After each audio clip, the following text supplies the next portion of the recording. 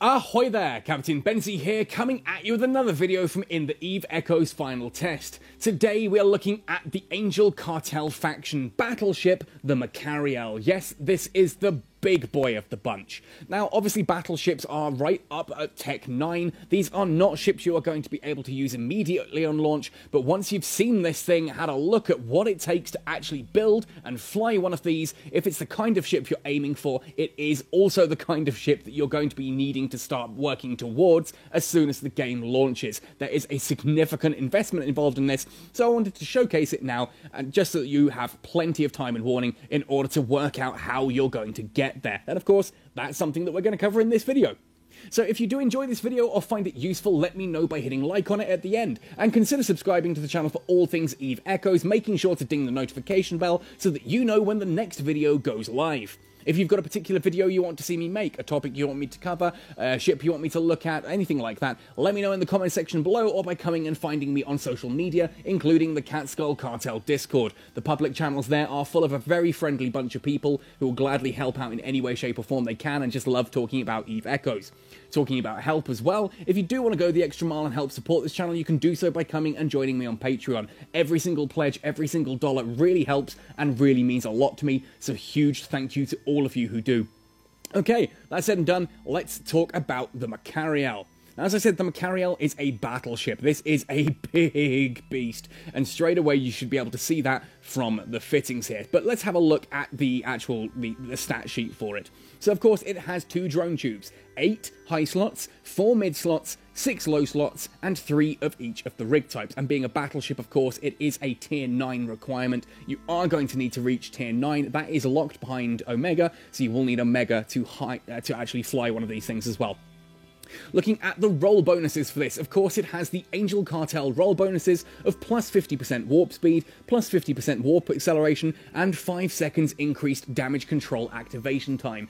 This ultimately makes the Machariel one of the fastest battleships in the game to redeploy, and you often see, in EVE Online at least, Machariel fleets warping between different areas. In fact, we've been having some issues down here in Nullsec recently with a group of Chinese marauders who are flying several of the Cannu battle cruisers led by 3 or 4 Machariel battleships, and boy, that fleet hurts when it hits you. So, I'd actually built one of these at that point. It was nice to see one in action and then actually get an idea of what people are doing with it. Anyway, so to talk about skills. Now, skills, as I said, are a massive requirement on this. I haven't managed to fully skill into all of these, but my DPS is shot up by a whopping 400 based entirely on just the skills. Advanced Large Cannon Operation gives you an additional 5% large cannon damage per level, up to a maximum of 25, and a reduction of 5% large cannon activation time, so 5% reduction to how fast it fires. That means at 25% increased damage and 25% faster activation time, that is a significant increase in your actual damage per second.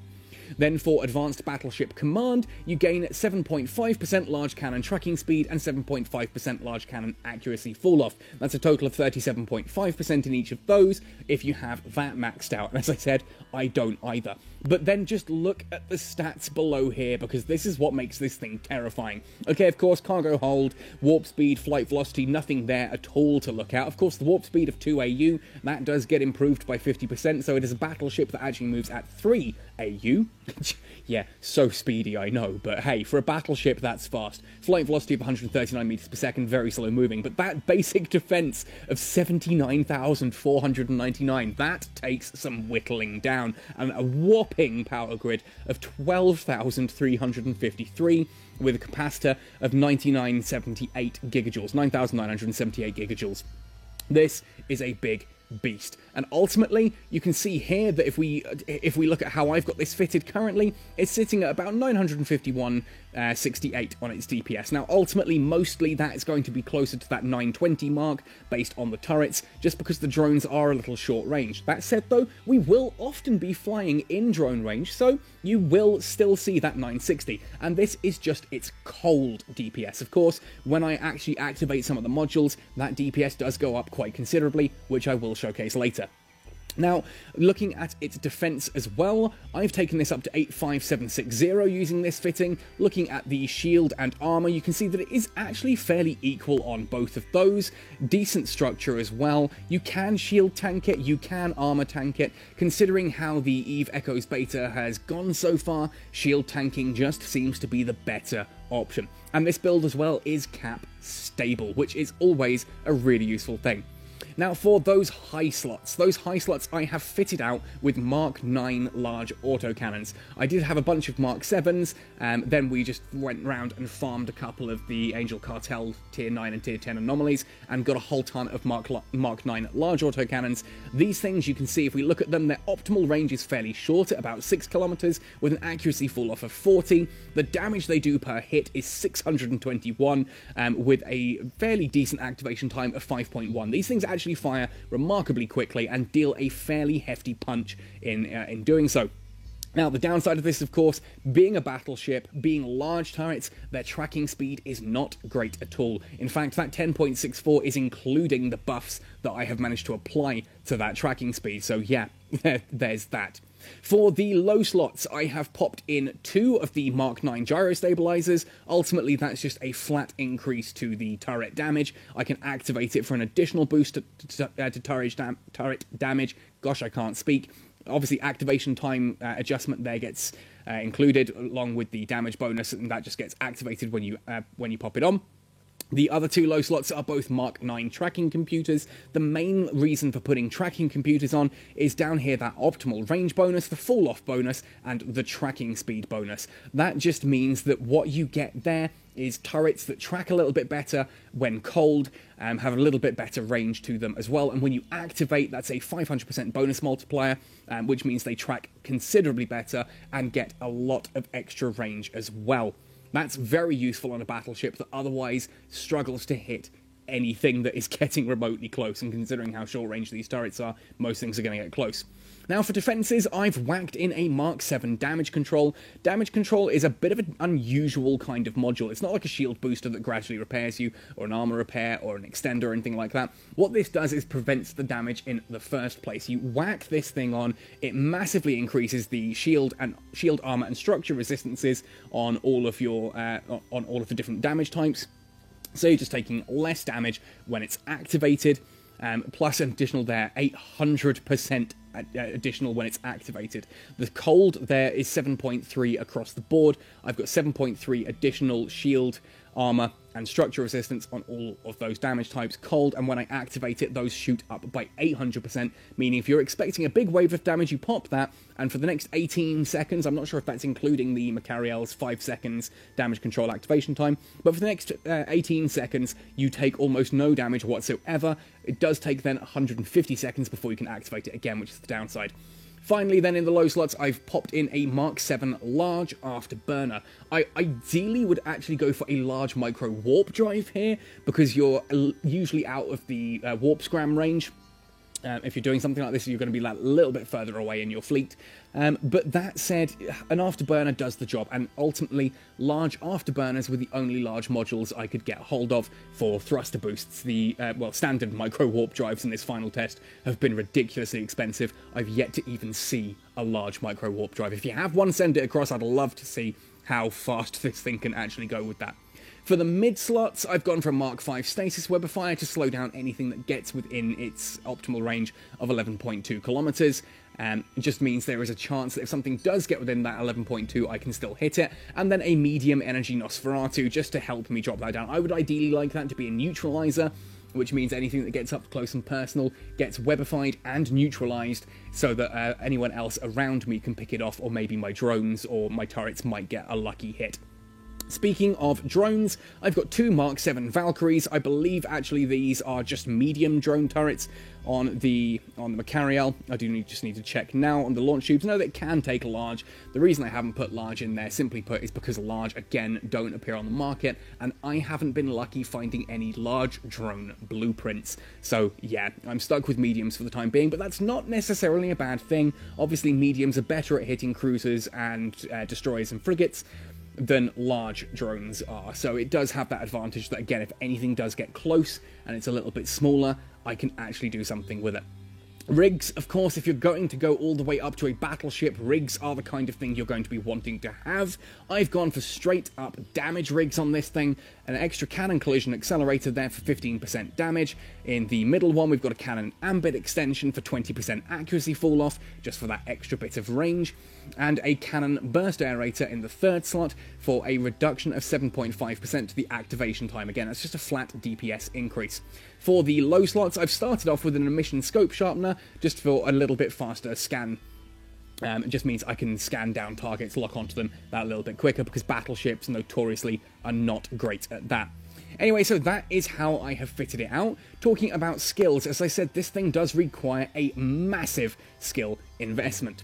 Straight up and down, obviously the ship itself gets bonuses from Advanced Battleship Command. You'll see if I go in and just look at the amount of skill points you need to level up Advanced Battleship Command, it's insane. That level 5 alone, I'm currently training that on a basic Omega clone. That is going to take 1,193 hours, 22 minutes and 30 seconds to get that last skill up. That's just insane. But, of course, Battleship Command, is one of the skills that this ship does get bonus stats from, so it is one you're going to want.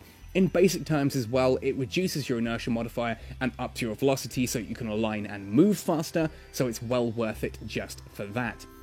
Shield and armor operation are obviously what you would expect. There's no size there, so if you've got basic shield operation like I have, just for dealing with like the small shield boosters and that kind of thing, then the Mark 9 there as well is getting bonuses from that, which is one good thing for the battleships, I suppose, that there's no additional skills for those.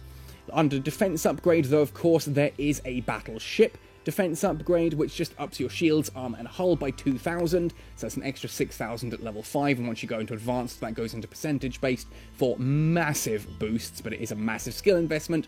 Under engineering, you may want to go into, like, battleship engineering as well, there for a bit extra capacitor. I don't think you'll need to, personally. And then finally, under cannon, in this set, in sense of the Machariel, again, large cannon operation is important. Advanced large cannon operation is what gives it the skills. Now, I don't have level 5 in either the advanced large cannon operation or in the advanced battleship command, so I'm only getting 4 tiers of the bonuses, not the 5th tier. But again, looking at how big the 5th tier is, it's just insane. Even with 1.5 million skill points a day and 3 days of training, I haven't managed to properly skill into this thing. So if this is the kind of ship you want to use, you really need to start skilling ahead of time. But what that will do, the advanced large cannon operation, is additional large cannon damage, additional large cannon tracking speed, and the gyro stabilizers will last longer when activated. There is then, of course, large cannon upgrade, which is worth going into as well. Extra damage, extra cannon accuracy fall off, and extra cannon optimal range. In fact, if we look at the stats there, I might actually be able to purchase some of those live on air now. So let's pause and cancel the Advanced Battleship Command level 5 and see if we can get the upgrade and just see what that actually does to the DPS on this particular ship now. So let's scroll down to Large Cannon Upgrade, purchase the skill, add in as many different levels of this as we can. I should be able to get at least to level 3. There it is. Yep, I can train all the way up to level 3. Can I train level 4 with the bonus skill points that I have? Let's try that. Obviously, I can't queue all 4 in one go because there are too many skill points, but I might be able to get that 4th point in Large Cannon Upgrade. I do talk a lot about going for 4 skill points in something before taking the 5th skill point. In short answer, no, I am not going to be able to train that. I am about 10 times short. But let's have a look at what just those 3 skill levels have done to the fitting. And crikey, that's pushed it over 1,000 DPS. Oh, that's pushed it over the 1,000 DPS mark. That's insane. 3 skill points have pushed us up by a good 50 DPS. Cool. Well, that pretty much covers everything I want to talk about when it comes to fitting this thing. I think it's important now that we actually undock and see this in action. Okay, so now that we're actually out in space, let's have a look at what this thing can do. So let's open up, go to the Angel Small Anomaly here at 9. I'm going to warp in at range, because obviously this is a very slow-moving ship. I would rather they come to me and I can pick them off all one by one. You'll see it takes a little bit of time to align, even with the rigs and boosts that I've got. Then, obviously, we start approaching towards warp speed. Once it hits the activation point for the warp drive, that'll kick in, and because of that 50% acceleration to warp speed, boom, up it goes, and we'll hit 3 AU in no time at all. Da-da! That is the speed of a Machariel. This thing, okay, it's not fast actually moving through space, but for a battleship, it is blasted nippy. It's also worth pointing out I'm having to keep local open at the moment, so do say hello to my corporation members. Having to keep local open at the moment because, as I said, we have been invaded a couple of times out here. Last thing I want to do is get invaded in the middle of a video and lose everything, so I'm playing it safe. So now that we lock on, you can see just how slow a battleship sometimes can be in locking on. Those Gistum Hounds are taking their sweet time to achieve lock. They are, of course, the first thing that I'm going to be firing on, so let's activate on those. Approach, I don't need to do anything at this point in time. Oh, there goes the salvo.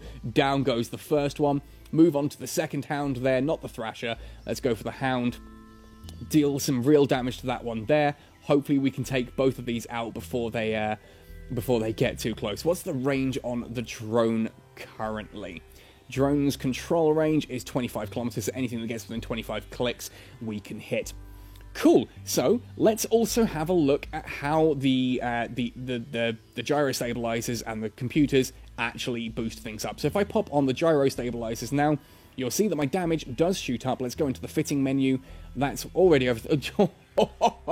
478 that's gone up by. That's an insane amount of damage that we've just wasted on nuking a Thrasher.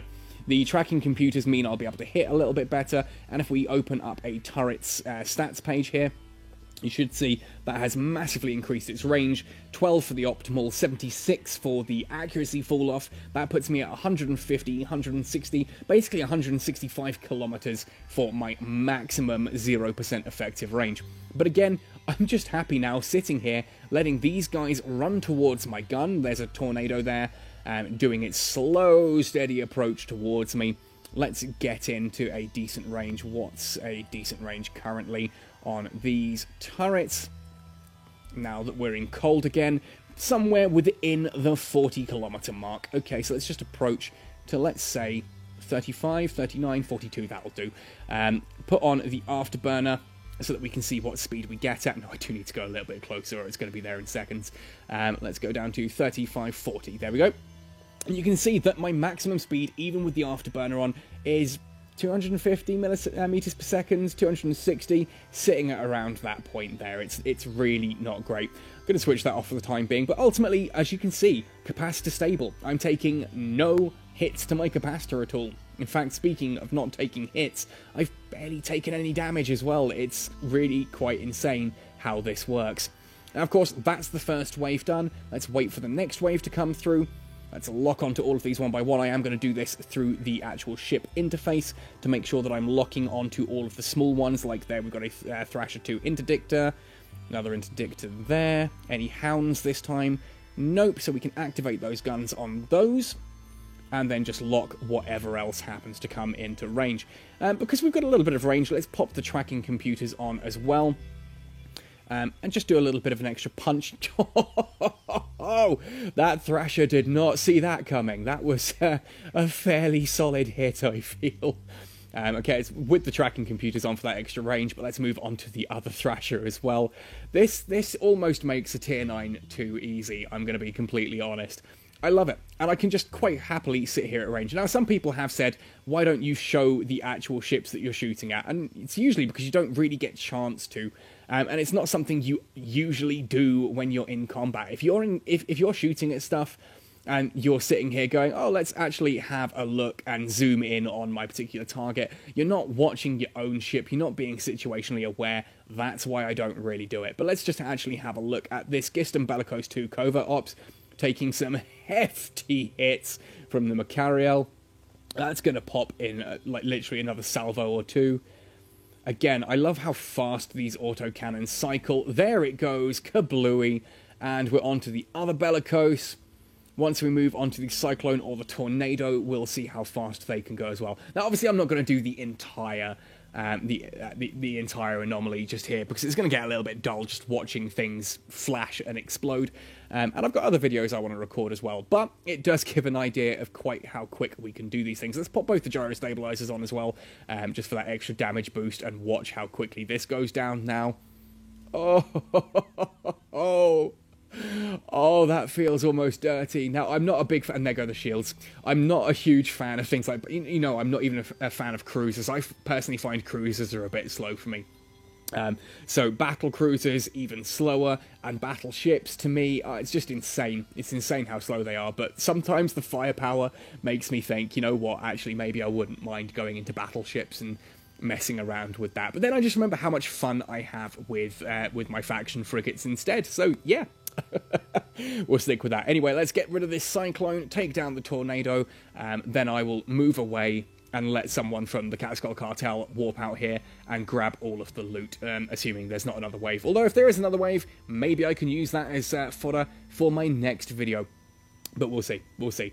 Cyclone is now down to hull. Oh, the damage. I've watched Alex tank in one of these. Obviously, a Cyclone is what you saw Alex tanking in while I was doing my burst video. So to see this thing going down quite as quickly as it is almost heartbreaking. I say almost heartbreaking. And that 3.8 million ISK bounty just feels quite nice as well. Finally, then, we come to the Tornado, and I love how this ship looks. I really wish I could get hold of one of these in the beta, but I've got so much other stuff I'm doing that, let's be honest, it's probably not going to happen. I'm sitting there doing other videos. I do like how this one looks. It's just a really interesting ship design. Okay, it looks a little bit like an open or close bracket, but there we go. Activate everything to get one final punch on this thing. Let's take it right the way down to hull in the next salvo. There it goes. We're now in hull. Right the way down in hull. We should pop it in this rotation. There we go. Cool. Well, that will now come back to camera on the Machariel, I hope. There we go. Couple of hounds and cyclones and things now, so I am going to warp out of here before things get a little bit too hectic. Obviously, again, the Machariel, no chance at all of dealing with that. Sorry, no worries at all of dealing with that. No chance of dying to that. Let's pop on the damage control there as well, just to actually have a look at how that goes with its fittings there. You can see 191,000 defense. That's an insane amount of boost for the next 15 seconds, 18 seconds, however long it is while that's active. Scroll down, that is 18 seconds of boost time. That is just not going to take any damage whatsoever while that's active, but there we go. Anyway, folks, that does just about wrap up everything I want to say with the Machariel. This is one heck of a beast. Like, genuinely, this thing is terrifying. So I'm sure you can imagine that when a fleet of 3 of these turned up, with a bunch of Can-U battle cruisers as well, we pretty much fled back into our station and sat there till they left. And when they reappeared this afternoon, we pretty much did the same thing, because that's a withering amount of firepower that we just cannot deal with at this point in time. Crikey, some people have been playing this beta entirely too much, considering it gets wiped in a couple of days. Anyway, folks, that, as I said, is the Machariel in all its glory. If this is a ship you are looking at getting involved in, 100% you are going to be wanting to start training up some of those battleship skills pretty quickly. Obviously, work on your combat skills for whatever other frigates you're doing, frigates, destroyers, cruisers, that kind of thing, but don't go into any of them too hard. Do start training those battleship skills ASAP, and of course, look for any skills that may benefit both of those. Like, obviously, if you decide that your Machariel, you want it to be shield tanked, do start working on shield tanking early on. Anyway, folks, again, thank you ever so much for watching. Good luck in your Machariel. Let me know how you're getting on in the beta, how you're finding things, what you're excited for most at launch. Otherwise, happy sailing, and see you in New Eden.